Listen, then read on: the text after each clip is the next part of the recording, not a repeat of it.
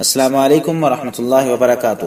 خطبہ جمعہ Masjid Nabawi is doctor صلاح البدیر حافظہ اللہ تعالی۔ موضوع نوجوانوں کو قیمتی سرمایہ کیسے بنائیں۔ ترجمہ شفقت الرحمان مغل حافظہ اللہ تعالی۔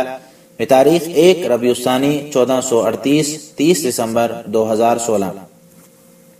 تمام تعریفیں اللہ کے لیے ہیں، اسی نے جود و سخا اور نعمتوں کے دریا بہائے۔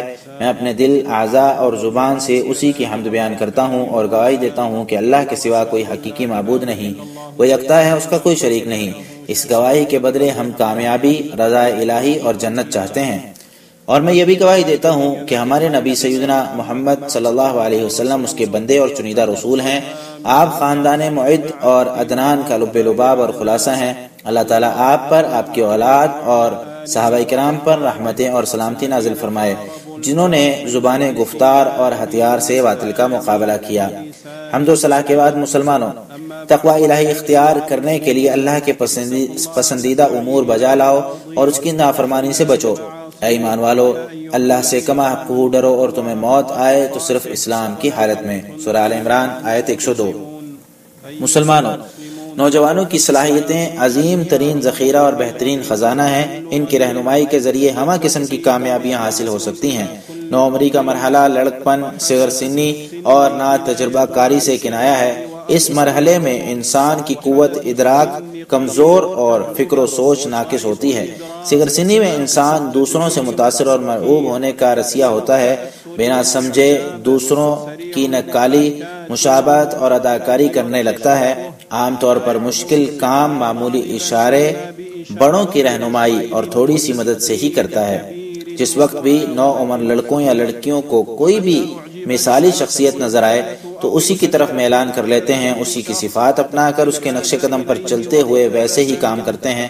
عام طور پر اسی کا ذکر زبان زد ہوتا ہے، اسی کی آنکھ سے دیکھتے ہیں اور اسی کی گنگاتے ہیں، اور اپنی شکل و صورت اس جیسی بناتے ہیں، اپنی چال ڈھال اور لباس اسی جیسا اپناتے ہیں۔ نو عمر اپنی سوچ اور رویے میں اسی کو آئیڈیل سمجھتے ہیں۔ بچپن، نو عمری اور کچا ذہن سادگی اور معصومیت کا گہوارہ ہے۔ اس مرحلے میں فطانت، ذہانت اور تجربہ کاری کم ہوتی ہے۔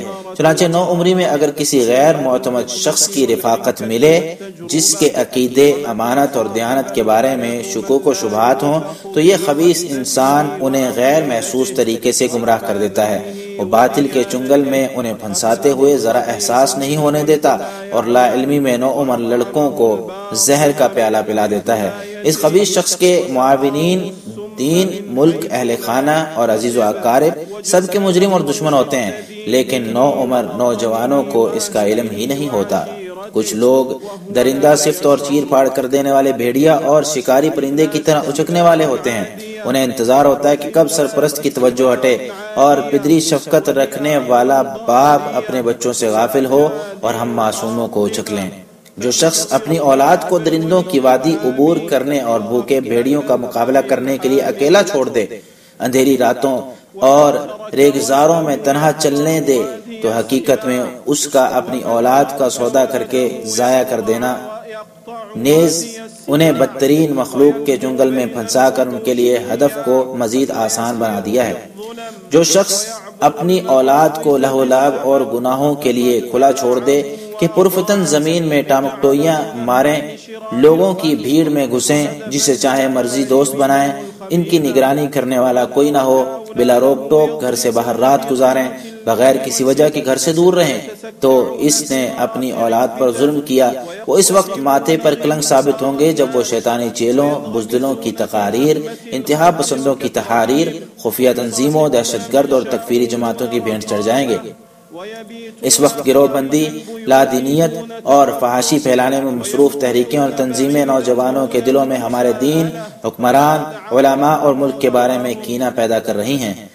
اے بے باک نوجوان، دیکھنا کہیں دھوکہ مت کھانا اور کسی بھی فتنہ پرور کی بات پر کان مت دھرنا۔ اپنے گھر، وطن، اخلاقیات، عزت و آبرو اور دین سے دور مت نکل جانا۔ اے صحرائے گمسم میں چندیائی ہوئی آنکھیں لے کر سرگرداں پھرنے والے، اے بنجر زمین کو بغیر زادہ راہ اور پانی کے عبور کرنے والے، باز آ جاؤ، بصیرت سے کام لو، پہلے دیکھو اور عقل کے ناخن لو۔ اپنے مولا کی جانب متوجہ ہو جاؤ، اپنے ہاتھوں سے کیے ہوئے گناہوں سے توبہ کرو، خطاؤں اور برائیوں سے باز آ جاؤ، کیونکہ گناہ سے توبہ کرنے والا ایسے ہی ہے کہ جیسے اس نے کوئی گناہ کیا ہی نہیں۔ سرپرست اور والدین عبرت حاصل کریں اور اپنی اولاد کا خصوصی خیال رکھیں۔ آپ کے آس پاس گھومنے پھرنے والے لوگوں پر کڑی نظر رکھیں، ان کی دھوکہ دہی سے بچیں، یہ مکر و فریب کے ساتھ نظریات کو زہر آلود کرتے ہیں اور نوعمر لڑکوں کو سبز باغ دکھا کر اپنے چنگل میں پھنسا لیتے ہیں۔ بچے جب لڑک پن سے بلوغت کو پہنچنے لگیں تو انہیں خصوصی وقت دیں، ان کا پہلے سے زیادہ خیال رکھیں۔ آپ کی اولاد آپ کی اسی وقت بنے گی جب تک آپ ان کے لیے الفت، پیار، نرمی، محبت، شفقت اور خیر خواہی والا معاملہ اپنائیں گے، اور اگر آپ حقارت، ہت کی عزت اور اہانت کریں گے تو آپ کے ہاتھ سے نکل کر دشمن کی جولی میں جا بیٹھیں گی۔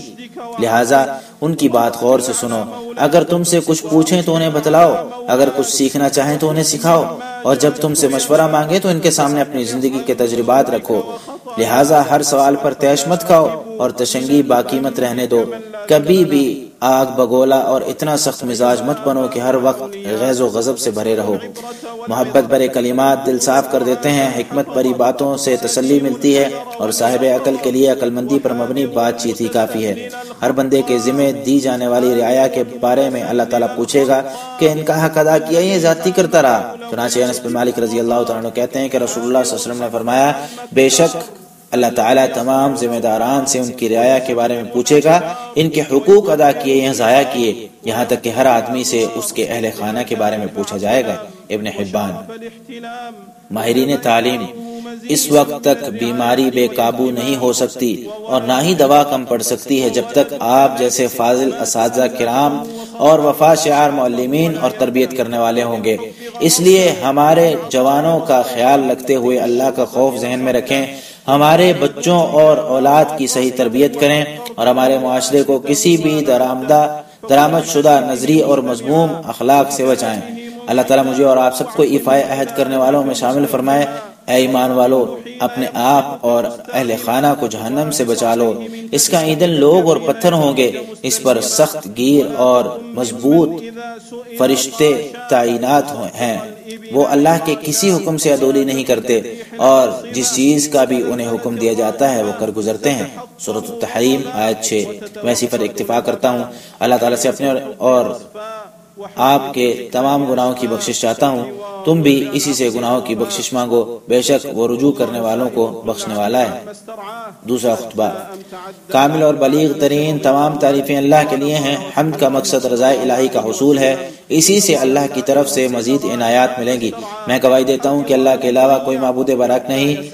اس گواہی کے ذریعے ہم اللہ تعالیٰ سے معافی اور رحم کی امید کرتے ہیں، اور میں یہ بھی گواہی دیتا ہوں کہ محمد صلی اللہ علیہ وسلم اللہ کے چنیدہ، برگزیدہ، پسندیدہ، رازدان بندے اور رسول نبی ہیں۔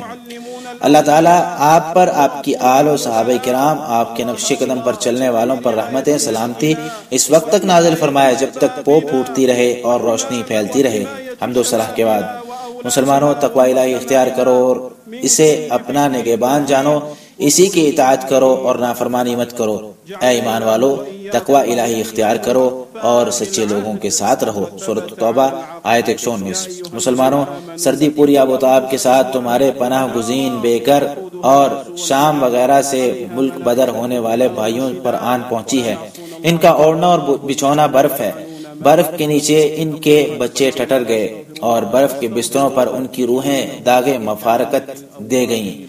انہیں خوف و ہراس قتل کر رہا ہے، دشمن محاصرہ کیے ہوئے ہے اور یخ بستہ ٹھنڈی ہوائیں ان کا گھیرا کیے ہوئے ہیں۔ ان ہواؤں نے رنگ فک اور جسم خشک کر دیے ہیں، بلکہ ٹھنڈ کی وجہ سے آب دہن اور آب چشم بھی منجمد ہو گئے ہیں۔ ان کے اہل و عیال اور بچے کھلے آسمان تلے پڑے ہیں، ان کے پاس پہننے کو کپڑا اور نہ رہنے کو مکان ہے۔ ایسے خیموں میں رہنے پر مجبور ہیں جن کو ہوا اڑا لے جائے، یخبستہ اندھیریاں اکھاڑ پھینکیں اور سیلابی پانی بہہ جائیں۔ انہی حالات میں بھوک پیاس کا بھی انہیں سامنا کرنا پڑ رہا ہے، ٹھٹرتی سردی بھی ہے، بیماریوں کا خطرہ بھی، اور انہیں خوف و ہراس اور ظلم و زیادتی کی اس فضا میں زندگی اور موت کا کشمکش کا مقابلہ بھی۔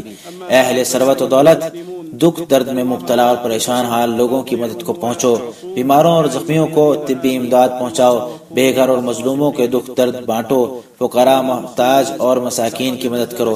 ابو ہریرہ رضی اللہ تعالیٰ عنہ سے مروی ہے کہ رسول اللہ صلی اللہ علیہ وسلم نے فرمایا، جو شخص ایک کھجور کے برابر پاکیزہ روزی سے صدقہ کرے، اللہ تعالیٰ صرف پاکیزہ ہی قبول فرماتا ہے، تو اللہ تعالیٰ اسے اپنے دائیں ہاتھ سے قبول فرما کر صدقہ کرنے والے کے لیے بڑھاتا اور پروان چڑھاتا ہے، جیسے کہ تم اپنے گھوڑے کے بچے کو پالتے ہو اور وہ پہاڑ جیسا بن جاتا ہے۔ بخاری۔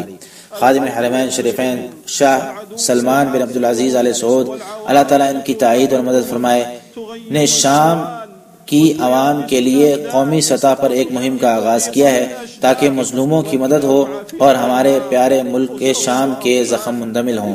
اللہ تعالیٰ انہیں ڈھیروں اجر و ثواب سے نوازے، انہیں صحت و عافیت عطا فرمائے، اور آپ سب جود و سخا کے دھنی ہو۔ آپ عطیات دیتے ہوئے فیاضی سے کام لیتے ہو، اس لیے اس مہم میں بھی خوب حصہ لو، صدقات دو، مال و دولت ذخیرہ کر کے روکو مت، ورنہ تم سے رزق روک لیا جائے گا۔ صدقہ کرتے ہوئے شمار نہ کرو، مبادا تمہیں شمار کر کے اجر دیا جائے۔ وہ شخص مبارکبادی کا مستحق ہے جو دوسروں کی مصیبتوں دور کرنے کے لیے اپنا مال خرچ کرے اور ان کی ضرورتیں حاجتیں پوری کرے۔ تم جو بھی اللہ کی راہ میں خرچ کرو گے وہ تمہیں واپس لوٹا دے گا اور وہ بہترین رزق دینے والا ہے۔ سورۃ سبا آیت 39۔ احمد الہادی شفیع الورا نبی صلی اللہ علیہ وسلم پر بار بار درود و سلام بھیجو۔ جس شخص نے ایک بار درود پڑھا اللہ تعالیٰ اس کے بدلے میں اس پر 10 رحمتیں نازل فرمائے گا۔ یا اللہ ہمارے رسول اور نبی سیدنا محمد صلی اللہ علیہ وسلم پر درود و سلام نازل فرما، تمام صحابہ کرام، تابعین، تبع تابعین اور قیامت تک ان کے نقش قدم پر چلنے والے لوگوں سے راضی ہو جا، اور ان کے ساتھ ساتھ ہم سے بھی راضی ہو جا یا ارحم الراحمین۔ یا اللہ اسلام اور مسلمانوں کو غلبہ عطا فرما، یا اللہ اسلام اور مسلمانوں کو غلبہ عطا فرما، یا اللہ دین کی حفاظت فرما اور جارحین، ظالموں، قاتلوں اور مجرموں کو تباہ و برباد فرما یا رب العالمین۔ یا اللہ ہمارے بھائیوں کی شام اور فلسطین میں مدد فرما، پوری دنیا میں جہاں بھی موحدین پر ظلم و ستم ڈھائے جا رہے ہیں یا اللہ ان کی مدد فرما یا رب العالمین۔ یا اللہ ہمارے ملک کے امن و امان، استحکام اور شان و شوکت کو دائمی بنا۔ یا اللہ ہمارے حکمران خادم حرمین شریفین کو تیرے پسندیدہ اور تیری رضا کا باعث بننے والے کام کرنے کی توفیق عطا فرما، اور نیکی و تقوی کے کاموں کے لیے ان کی رہنمائی فرما۔ یا اللہ تمام مسلم حکمرانوں کو تیری شریعت اور تیرے نبی محمد صلی اللہ علیہ وسلم کی سنت کے نفاذ کی توفیق عطا فرما۔ یا اللہ ہماری سرحدوں کو محفوظ فرما، یا اللہ ہماری سرحدوں کو محفوظ فرما، ہماری فوج کی حفاظت فرما۔ یا اللہ اپنی جانوں کو پیش کرنے والوں کو شہداء میں قبول فرما، اور زخمیوں کو جلد از جلد شفا یاب فرما یا سمیع الدعا۔ یا اللہ ہمیں تیرے پسندیدہ کام کرنے کی توفیق عطا فرما، ہمارے اور تیری نافرمانی کے درمیان دوریاں فرما دے، ہمیں ان لوگوں میں شامل فرما جو تجھ سے ڈرتے ہیں اور تیرا تقوی اپناتے ہیں یا رب العالمین۔ یا اللہ مریضوں کو شفا یاب فرما، مصیبت زدہ لوگوں کی مشکل کشائی فرما، قیدیوں کو رہائی نصیب فرما، فوت شدگان پر رحم فرما، اور ہم پر زیادتی کرنے والوں کے خلاف ہمیں کامیابیاں عطا فرما یا رب العالمین۔ یا اللہ ہماری دعاؤں کو قبول فرما، یا اللہ ہماری دعاؤں کو اپنی بارگاہ میں بلند فرما یا سمیع الدعا، یا سمیع، یا قریب، یا مجیب۔ ہماری آخری دعوت بھی یہی ہے کہ تمام تعریفیں رب العالمین کے لیے ہیں۔